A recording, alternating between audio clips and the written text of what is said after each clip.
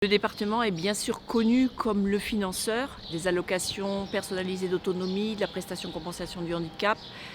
cofinanceur aussi des places en établissement, aussi bien pour personnes âgées et handicapées que financeur des services à destination des personnes âgées ou dépendantes à la maison. Mais ce n'est pas qu'un financeur. Le conseil départemental est aussi une équipe humaine au service des Savoyards avec nos travailleurs sociaux disséminés sur l'ensemble du territoire de la Savoie, des Hautes-Vallées à l'avant-pays, aux zones urbaines.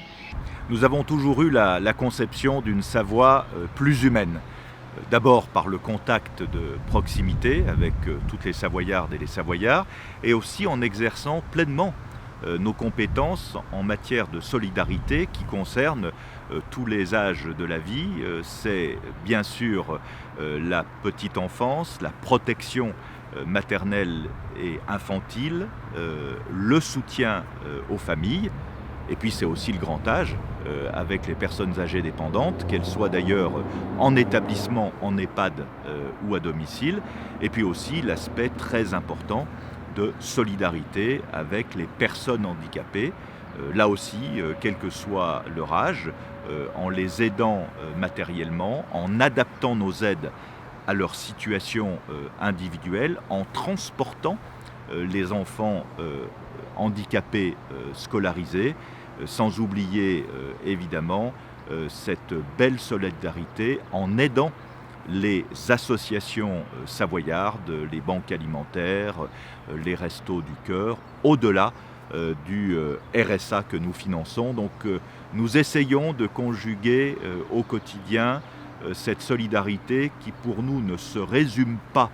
à des dispositifs publics de soutien,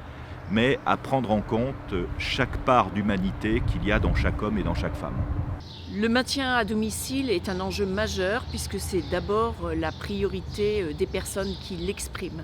Donc c'est un enjeu majeur pour le département qui travaille avec les services d'aide à domicile afin de les aider et notamment financièrement.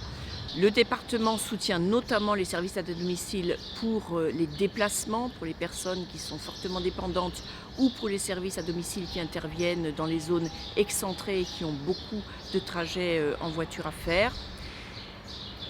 Les services à domicile sont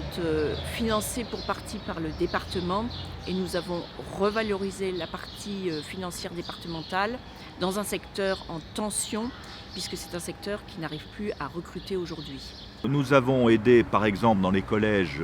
les familles qui ont été en difficulté parce que les cantines scolaires étaient fermées et donc avaient un surcoût de dépenses de nourriture. Nous avons évidemment fait face à une augmentation du nombre d'allocataires du revenu de solidarité active, et puis nous avons aidé bien évidemment toutes les associations, les banques alimentaires,